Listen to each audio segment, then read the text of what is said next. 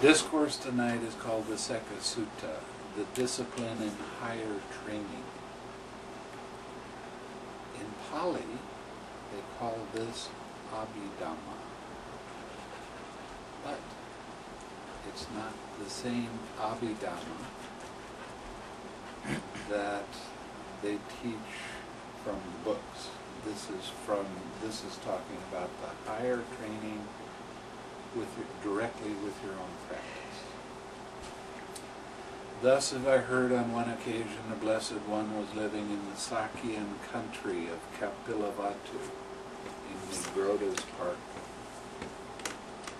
Now, on that occasion, a new assembly hall had recently been built for the Sakyans of Kapilavatthu, and it had not been inhabited by any recluse or Brahmin or human being at all.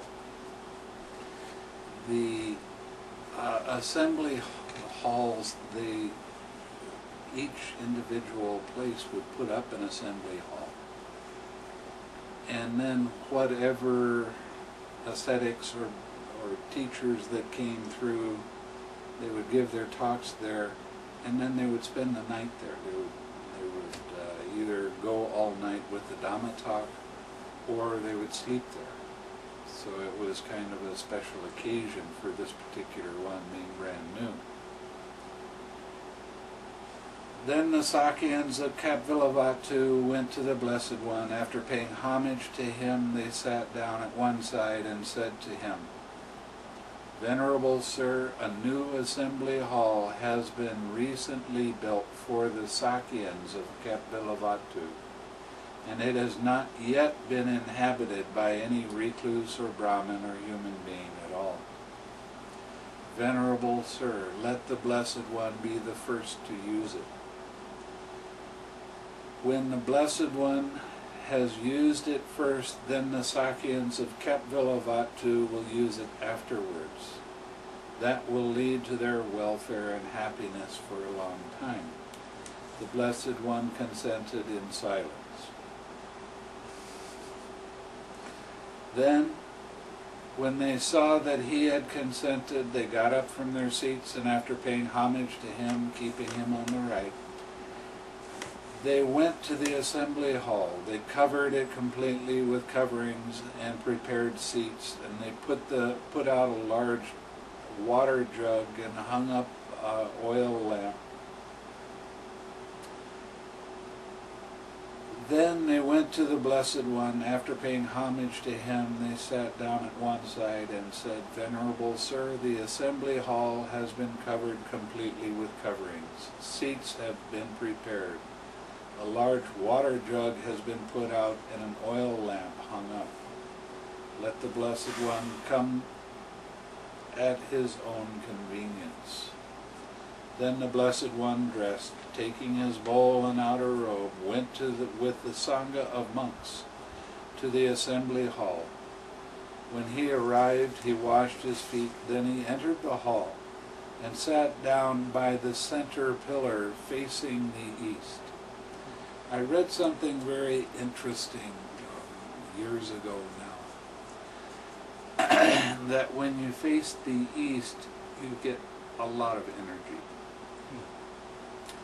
When you face the north, you get the least amount of energy. So when you have sloth and torpor, you face the east.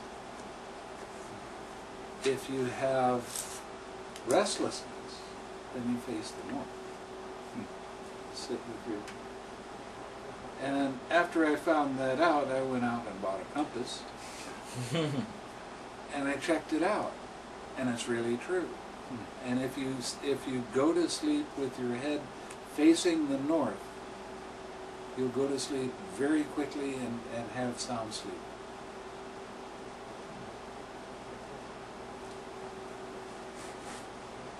It seemed to work. I don't know if it works for anybody else, but it sure seemed to work for me.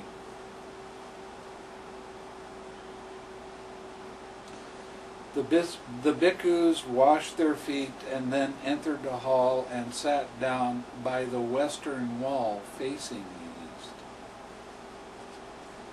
With the Blessed One before them, the Sakyans of Kapvilavatu washed their feet and entered the hall and sat down on the eastern wall facing the west, with the Buddha before them. Then when the Blessed One had instructed, urged, roused, and gladdened the Sakyans of Kapvilavatu with talk on the Dhamma, for much of the night he said to Venerable Ananda, Ananda, speak to the Sakyans of Kapvilavatu about the discipline in higher learning and higher training. Who has entered upon the way? My back is uncomfortable, I will rest it. Now, this statement right here says that this particular discourse happened at the end of the Buddha's life, because he didn't start having his backaches until the last few years of his life. And somebody asked him one time why he had backaches. Now, he had spent 4 Mahakapas and 100,000 lifetimes purifying himself, but he couldn't purify himself all the way. There was one time in the distant past that he was a fighter, and he would get in a ring and fight, and what he did to the people that he fought was he broke their backs.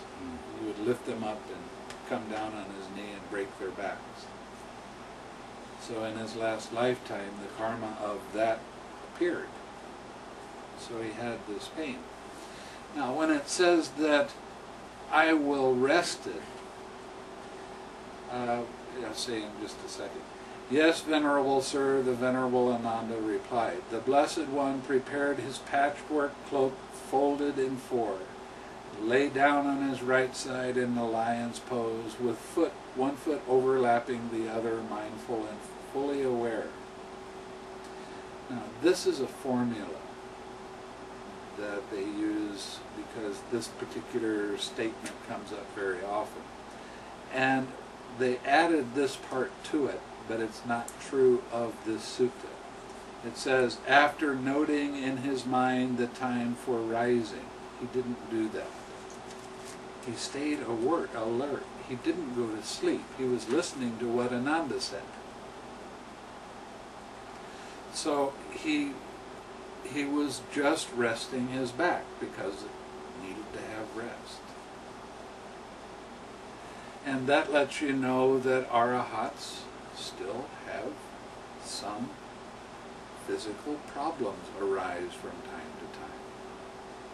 But they know how to handle it properly.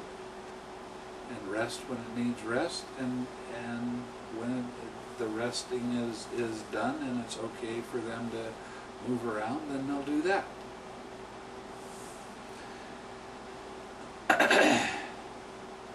There's a lot of discussion with a lot of people that when you become an arahat, you don't have any more suffering. But just the fact that you have a body means that there is suffering. You have to feed it, you have to clean it, you have to take care of it, you have to go to the bathroom. All of that's one form or another of distraction and suffering. When they get off of the wheel of samsara, when they die, then there is no more suffering. But even the Buddha experienced these kinds of suffering while he was alive. It's an important fact, actually. Then the Venerable Ananda addressed Mahanama, the Sakyan, thus.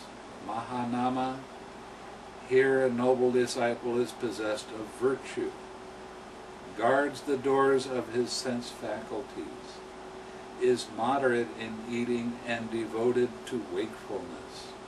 He possesses 7 good qualities, and he is one who obtains at will, without trouble or difficulty, the 4 jhanas.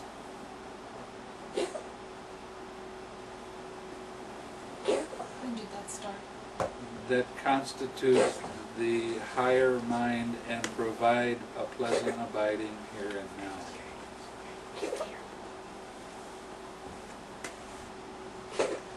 And how is a noble disciple possessed of virtue? Here a noble disciple is virtuous. He dwells restrained by the restraint of the patimokkha. Now the patimokkha is the rules for the monks. You're taking 8 precepts, piece of cake. I have 227. That's the patimokkha. He is perfect in conduct and resort, and seeing fear in the slightest fault. He trains by understanding the training precepts. This is how a noble disciple is possessed of virtue. You know the rules well. When there is a sangha of monks, every new moon and full moon they get together and recite all of the rules of the body. So this keeps that in your mind, so that you start to do something and you realize, oh, that's breaking a rule, and you back away from doing that. And it's the same for you with your 8 precepts. And we try to take the 8 precepts every day, at least when I'm here. And this is not a ritual. This is a reminder to keep those precepts as closely as you can. Because if you break one of the precepts, your mind will get very restless and your meditation will be non-existent. That's the nature of breaking the precepts. So the reason you don't break the precepts is so that your meditation can get deeper and better as you go. If for some reason you happen to break a precept, a spider gets on you and you're not thinkingly, and then you realize you just killed it. Now your intention was to stop that feeling from being there, but it was also to kill. That will affect your meditation very negatively.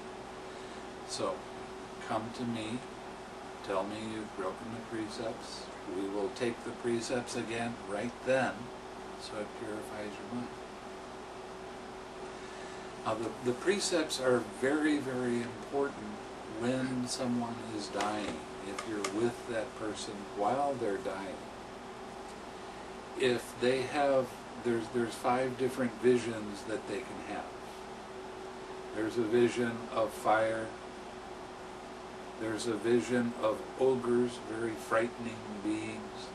There's a vision of animals. There's a vision of past relatives that have died. And then there's a vision of devas. Now all of these correspond to different kinds of mental state. Anger, when somebody dies and they start to get angry with somebody in the room, they can have a very strong vision of fire. And what you do at that time is you tell them it's not worth being angry about this right now. Come, friend, let's take the precepts. If their consciousness is not very strong and they can't out loud verbally take the precepts, tell them to follow this in their mind. And then ask them what their vision is right after that. Because this purifies mind very, very quickly and very, very well. And they can very easily go from seeing a hell realm to seeing a devaloka, just by letting go of that anger and developing this wholesome mind. Seeing ogres and black beings and things like that in their mind, that generally has to do with a greedy mind. They're thinking about their possessions, and who should get their possessions, and who should take care of them, and how you want to take this possession with you, or what, those kind of thoughts. So again, you give them the precepts, and that will help alleviate that. If they have a vision of animals, that means that they have ignorance in their mind at that time. They're deluded. They're thinking about themselves very strongly. And they're identifying with what's happening with them personally. So you talk with them about the impersonal nature of things, get them to take the precepts. If they have a vision of the family members, there is some attachment to the family members. And if they die at that time, they will be reborn in the human realm. But being a monk, I'm never satisfied with that. I want them to go to the Devalokas. So I give them the precepts then. So keeping the virtue as high as you possibly can, it helps in all ways, not only while you're doing your meditation. When you get off retreat, I'm going to give you 5 precepts. And keep those 5 precepts as closely as you can. And it improves your mindfulness. It makes you more aware of what you're going to do and what you're going to say before you do it or say it. And then you have the conscious decision to either do that or not. But if you break the precept, take them again right there. You don't have to cause yourself to be filled with remorse and anxiety because you broke the precept. Forgive yourself for making a mistake. Now, take the precepts again, and right after you take the precepts, you make the determination, I'm not going to break the precepts again. This still is part of your training, and this is a very important part. See, the first part of your training is practicing your generosity. Now, how do you practice your generosity when you're sitting in meditation? Giving loving and kind thoughts away. You're being very generous with them. So you're practicing your generosity. That's the first part of meditation. The second part of meditation is keeping your virtue. Keep your virtue high. And the third part of the meditation is learning how to still your mind and stay on your object of meditation and have all these other experiences that we'll talk about here in a little bit. And of course, you know, there's always this one clown at a retreat that'll say, "Okay, I'll keep the 5 precepts. How long do I have to do that?" And I generally say, well, we'll start at 100 years and go up from there. Anyway, and how is a noble disciple oh, I've already read that. And how does a noble disciple guard the doors of his sense faculties? On seeing a form with the eye, a noble disciple does not grasp at its signs and features. What are its signs and features? Eyes, colors, shape, hair. Its signs and features, and that when you get involved in looking at the beauty of this, then the clinging starts. And the clinging is oh, I really like that. Oh, it'd be better if it was, this one was changed a little bit. And then, oh, I remember a time when I saw this other thing, and then you're 1,000 miles away thinking about all kinds of different things. That's the problem with getting involved with the signs and features. Now, your eye hits the color and form, eye consciousness arises. The meeting of those three is called eye contact. With eye contact as condition, eye feeling arises. You see this and you say, oh, that's nice. That's a pleasant feeling. Right after the feeling, eye craving arises. I like it. I don't like it. Tightness. And then your thoughts about it. And then your habitual tendency of letting your thoughts ramble on from one place to another and being lost for a period of time. When you are very clear about the signs and features, and you see them, yes, that's color and form, and there's a nice feeling with that, and you relax right then.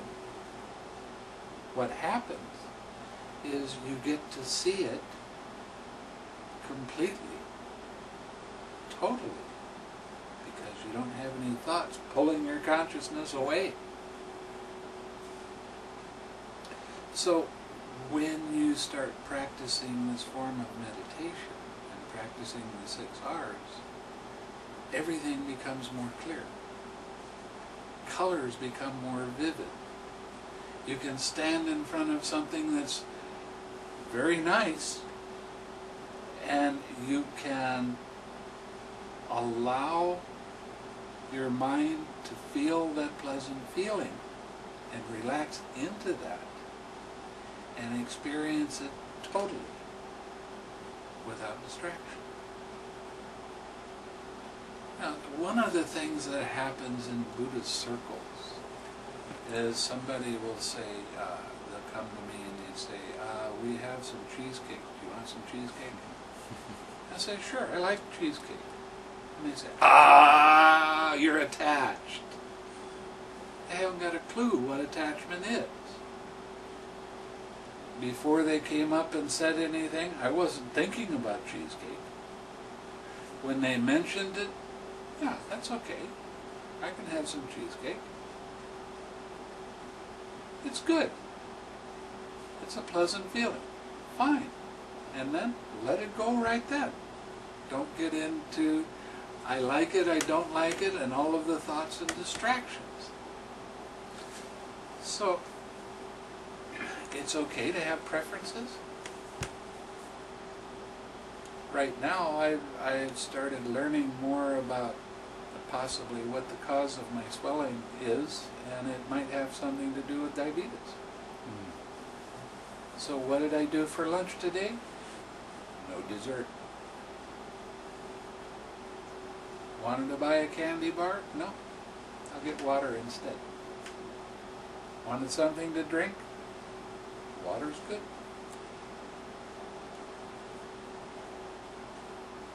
We'll see. Just, okay, let's cut that out. I'm not attached to it. I enjoy sweet things, but I don't have to have it, and I don't think about it when I don't have it. So there's no attachment there. Since if he left the eye faculty unguarded, evil, unwholesome states of covetousness and grief might invade him. I really like it, I really want it. Oh, I hate that thing, I don't want that. See, that's the craving right there. He practices the way of its restraint.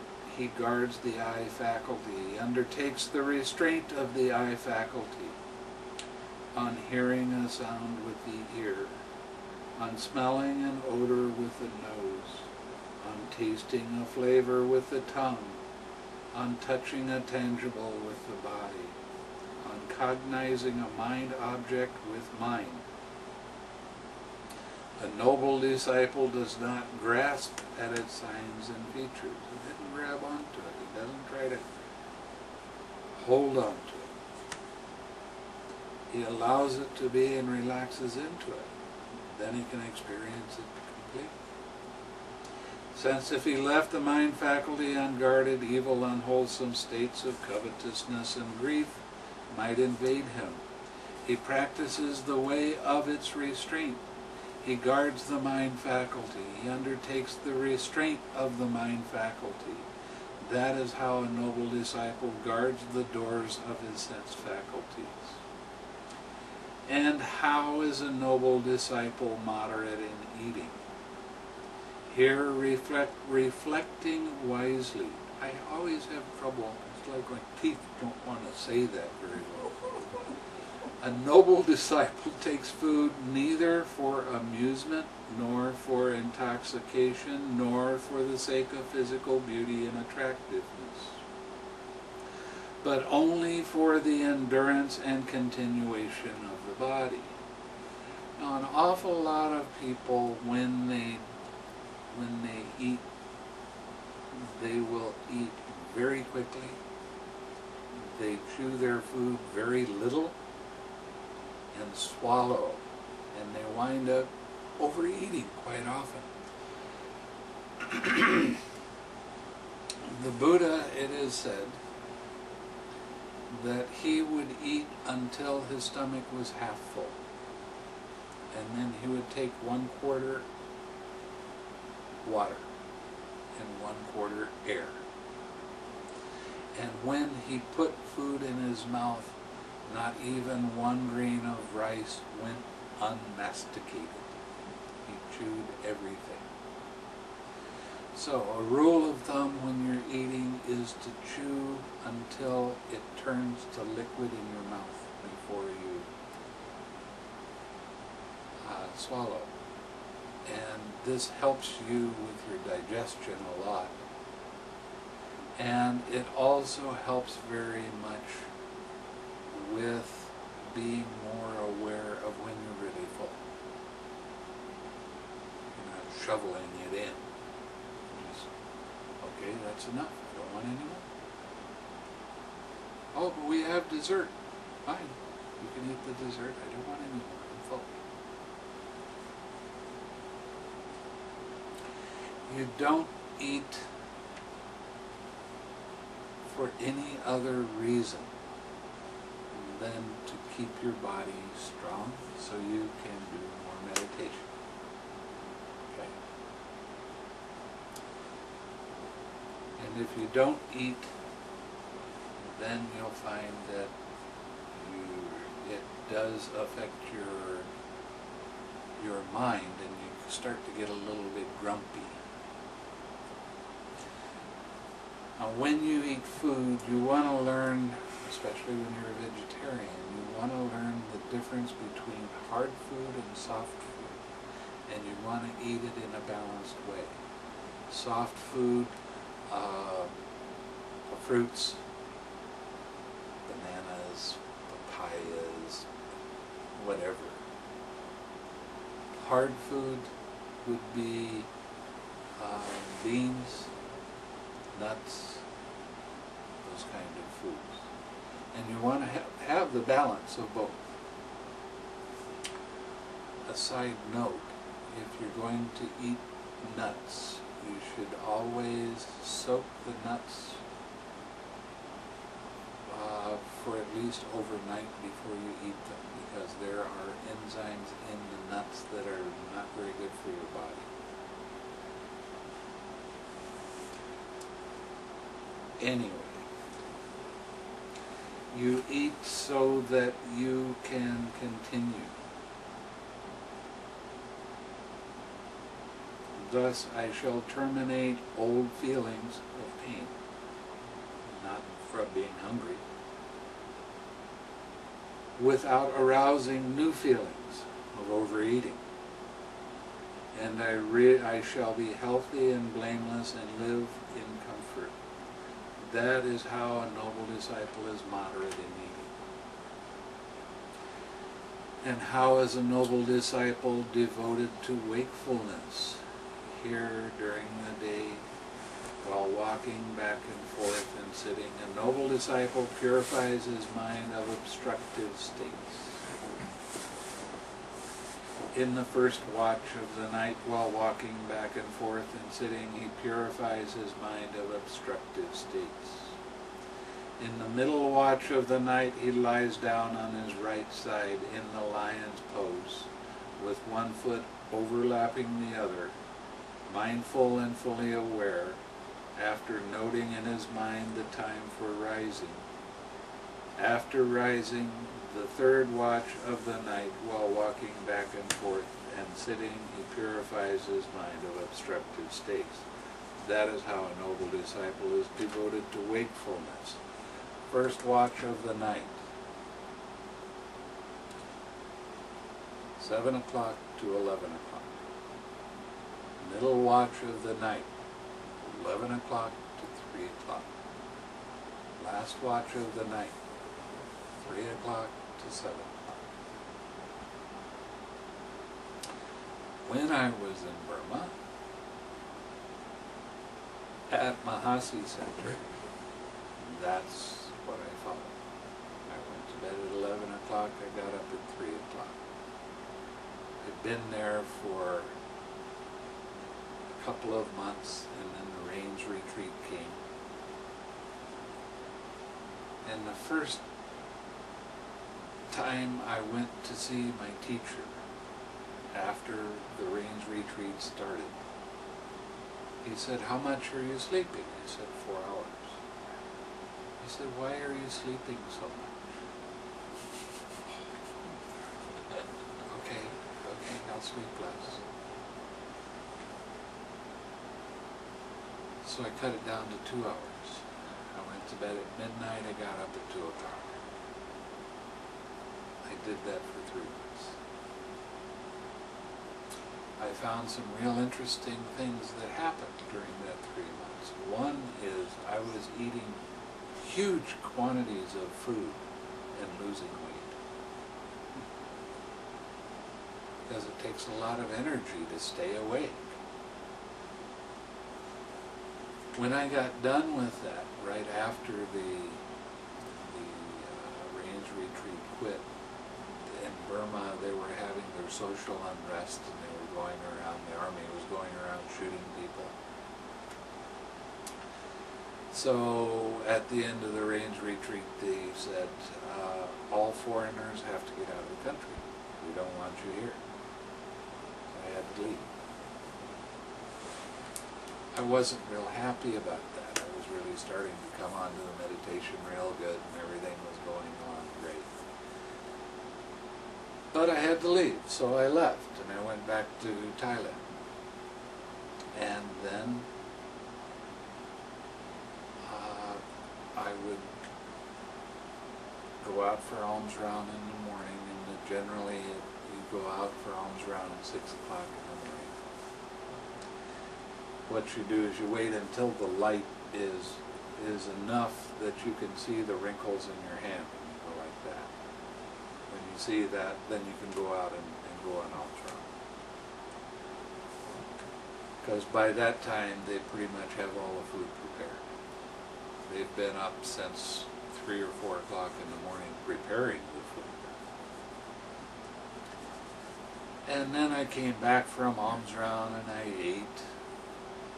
And I thought, well, you know, I'm not on retreat now. Maybe I'll lay down and take a nap. And I laid down and I took a nap and got up about 5 o'clock. And I kind of wandered around a little bit and took a shower and did all of the body things that needed to be done. I thought, well, maybe I'll just lie down and take some sleep. So I slept from about 6 o'clock until 5 o'clock in the morning, and I did that every day for about 6 weeks, catching up on the rest that I'd lost from pushing too hard. When you're here, I'm not pushing you very hard. You go to bed at 10 o'clock, you get up at 5 o'clock. 7 hours sleep. If you need to take a rest during the day, take a rest during the day. That makes it 8 hours sleep. You get plenty of sleep. I don't want you walking around being tired. Because if you're tired, then you have all kinds of obstructing states arising. All kinds of distractions. When I first became a monk, I was in Thailand, and I went to this monastery, and I told them that I just wanted to be left alone. And I would sit in a chair and just sit and watch obstructive states and all the mind games that happen. Right after you ordain, doesn't mean that you have a pure mind at that time. So you have all of this nonsense, worldly stuff running through your mind, and these are obstructive states. So I would sit and I would watch all of this nonsense go through, and then I would get up and I would walk back and forth, and I would come and sit and I'd watch it some more. And I did that for about a month before my mind actually started calming down. I wasn't meditating necessarily. I was just generally being mindful and watching how my mind got into its trips. And as you become more familiar with that, then it's easier not to get caught by that.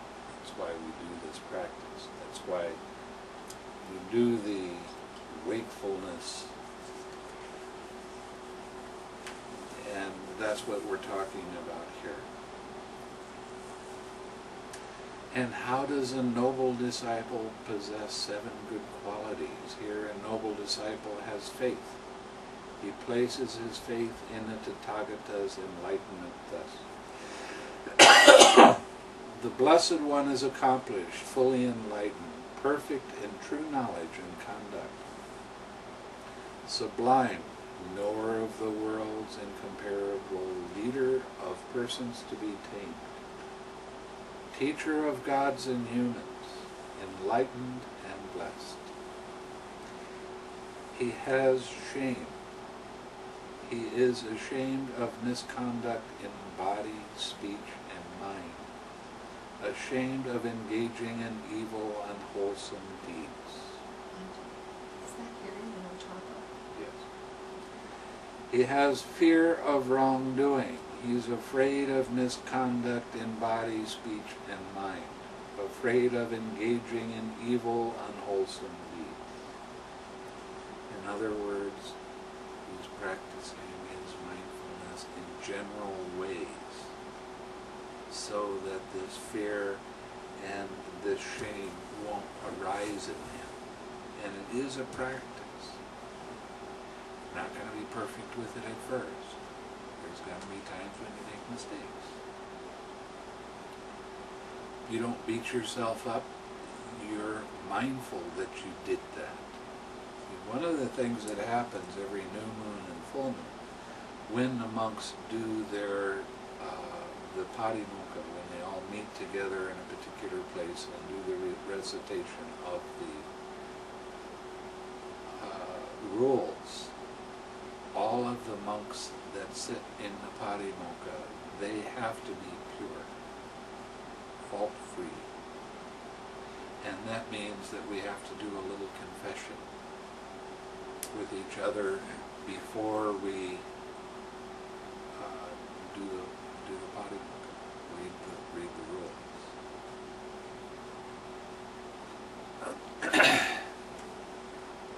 So this is some of the practices that the monks have,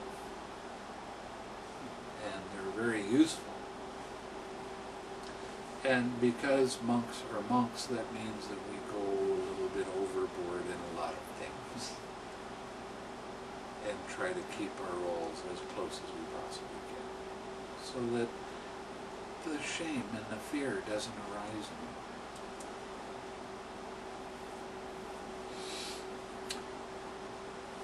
He has learned much, remembers what he has learned, and consolidates what he has learned. Such teachings as are good in the beginning, good in the middle, good in the end, with the right meaning and phrasing, and affirm a holy life that is utterly perfect and pure. Such teaching as these he has learned much of, remembered, recited verbally, investigated with mind, and penetrated by view. And this means studying the suttas, memorizing the suttas, reciting the suttas. That's what chanting is supposed to be. But it's gotten into ritualized things where, we have these suttas that are called protections. So we have to recite these protections as part of our practice. But actually, it's knowing the teaching and following the teaching that is so much more important than just empty reciting. That's why I put the two things in at the end at the Dhammapada. Somebody that recites the text very well but doesn't follow the text is like a cowherd watching others' cows. He has no part in the holy life. It's not the reciting of the text, it's understanding that's more important by far. So it's a real interesting thing when you go to some places that they put such emphasis on chanting that they haven't got a clue what the practice is. Now, is that the intent of the Buddha? You'll notice that here we don't have much in the way of rites and rituals. I want you spending your time not learning what these rites and rituals are. I want you spending your time so you can attain Nibbana. You can. Just a short period of time. It doesn't take that long. As long as you follow the directions, not my directions, the Buddha's directions, and don't add anything and don't subtract anything. You will progress along very quickly. And this leads to your permanent happiness. One of the things that happens if you become Sotapanna is that you lose the belief that rites and rituals lead to Nibbana. That's one of the things that happens. You don't have any doubt that what you're doing is exactly right. And you start to begin to truly understand what the impersonal nature of everything is. That's what happens when you become a Sotapanna.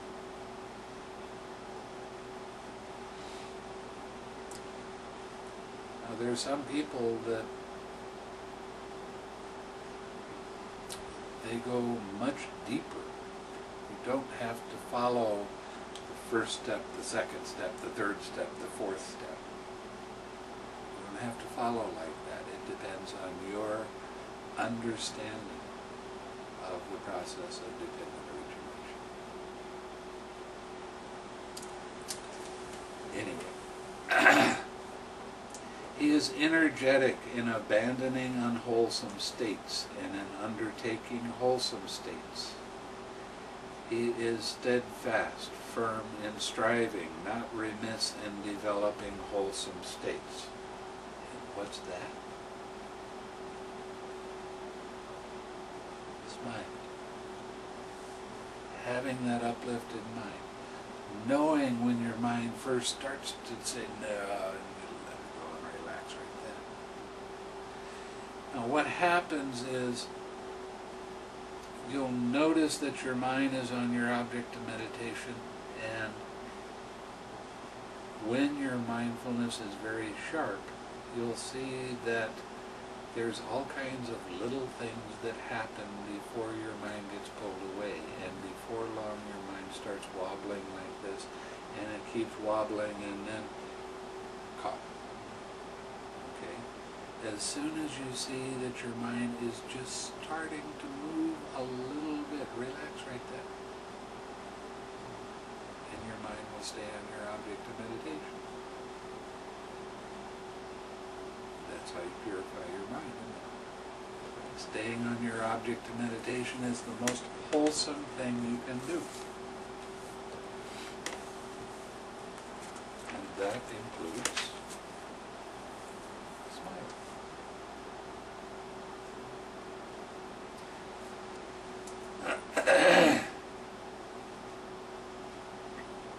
He has mindfulness. He possesses the highest mindfulness and skill, observation power, of mind's, the observation of how mind's attention moves from one thing to another. When your observation power is very good, you are able to see dependent origination over and over again. And again, before your mind starts to wobble, there's something that happens before that. What is that? You know? Say what I experienced, but I'm not, I don't know. Can I? Huh? I've always seen like a concept or an idea, concept type of thing, I guess. This is for real stuff. And I experienced just I guess the wobble is the first thing I see. This some little shift or something will come up, and I'll say, "Whoops, where's that going?" And then there's a train that's off. Yeah. Well, what happens right before that? Nothing. Nothing. Yeah, it feels Oh like yeah. it's still- There's something that happens right before that. To be seen. I'm not gonna tell you. Yeah, you can see it, yeah. There is something that happens before the slightest little wobble. Actually, there's two things that happen. And I told somebody when they left after doing a retreat, they went quite deep in their meditation and said, okay, your job is to tell me what happens before that. So I don't hear from him for a year. Then he writes me an email, he says, I know what it is, it's this. But he only told me about one thing. You wrote back and said, And I wrote back and said, what happened before that? You're missing one thing. And I could hear him. He's in Pennsylvania. I could hear him complain to me about that.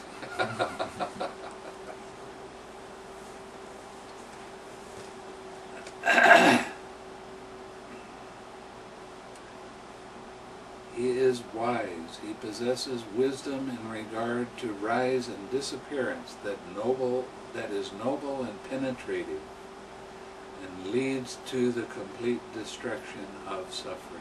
That means exactly seeing dependent origination. You hear me talk a lot about dependent origination, and you don't go to other retreats and you don't hear that much at all. And the depth of your practice is much better when you know what you're looking for. And what you're looking for is, how does this process work? How does it work? It's seeing the process over and over and over and over again until you start recognizing it very well, and then you see it on more and more subtle levels.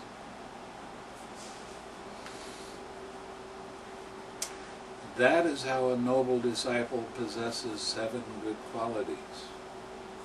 And how is a noble disciple? One who attains at will.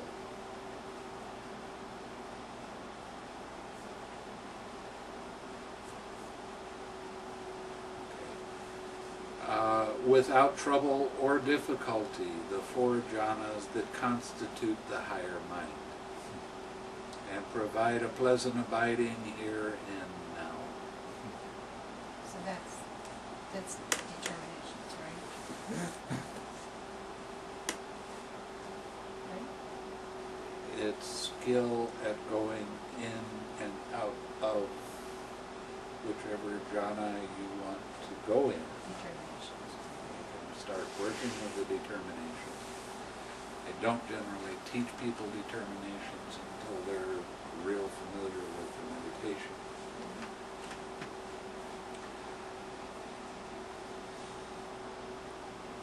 You want to have, there's five powers that you work with once you're good at getting in and out of the 4 jhanas. The power of going into the jhana.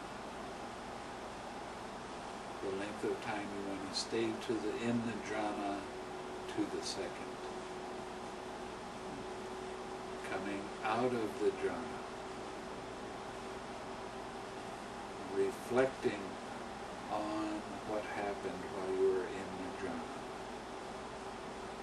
I can't remember the last one.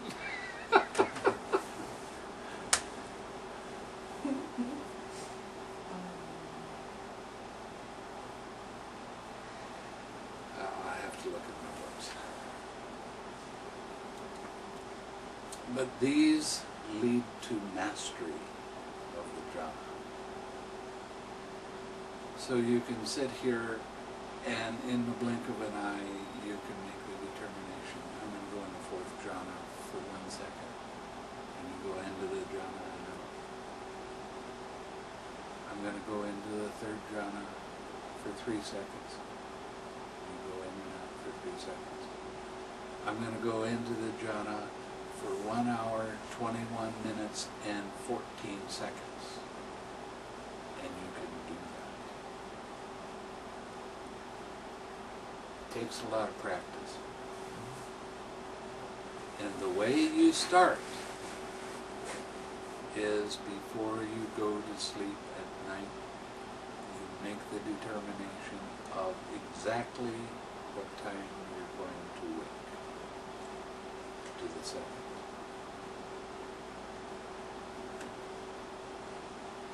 Okay? So, and don't make it the same time every day. I'm going to get up at 4:59:34. And when you hit that, then I'm going to get up at 5:01:13. And when you hit that regularly, then you're ready to start practicing for your determinations and mastery. But it is a difficult practice. Can you also use the same practice on meditation itself? Yes, of course. Okay. It's all meditation. Okay. It's all learning how to develop your mind and set your internal alarm clock. But like initially. But when you start working initially with, I say, I want you to sit in the 2nd jhana, go no higher than the 2nd jhana. And I want you to sit in the 2nd jhana for 14 minutes and 28 seconds. And then when you hit that exactly, then you pick other times. All were within 15 minutes. And you change it. And then you go, well, okay, I can do that in the second jhana, let's see if I can do that in the fourth jhana. So you're bouncing around for 15 minutes at a pop. And when you can hit it right on every time, then you do it for half an hour. And you sit in each one of the 4 jhanas for however long, 29 minutes, 58 seconds, 31 minutes, 14 seconds. And when you hit that every time, then you do that for an hour. Okay. When you hit that, then when you get out of that jhana, then I want you to go in a jhana in that jhana for 8 seconds. And then come out. And when you're able to hit that, then you sit for longer periods of time and shorter periods of time. I want you to go into the 4th jhana in 3 seconds, in and out. Once you've done that, you've gained pretty good control. It's not an easy practice, I guarantee it. And there is more to the instruction than what I've just given you. I don't want you to do it right now. But if you want to start working at waking up at exactly the time, then you can do that. That would be fun.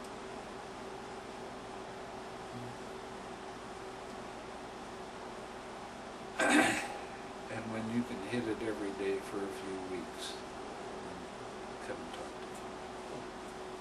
I mean, hit it exactly. And how is a noble disciple, one who attains at will without difficulty or trouble? The 4 jhanas that constitute the higher mind and provide a pleasant abiding here and now. Here, quite secluded from sensual pleasures, secluded from unwholesome states. A noble disciple enters upon and abides in the 1st jhana. With the stilling of thinking and examining thought, he enters upon and abides in the 2nd jhana. With the fading away as well of joy, he enters upon and abides in the 3rd jhana. With the abandoning of pleasure and pain, he enters upon and abides in the 4th jhana, which has neither pain nor pleasure, and purity of mindfulness due to equanimity. That is how a noble disciple is one who attains at will, without trouble or difficulty, the 4 jhanas that constitute the higher mind and provide a pleasant abiding here and now. Now, each one of these jhanas is a level of your understanding of how dependent origination works. The hindrances are very, very important. They're not your enemy to fight with. They're not something to push away. They are your teachers.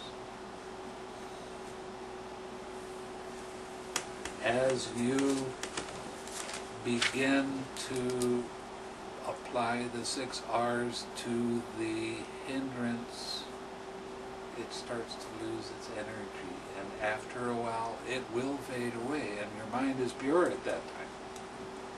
That's why you can get into the different stages of jhana, through this understanding of the process of dependent origination, and seeing it over and over again, and practicing your 6 R's.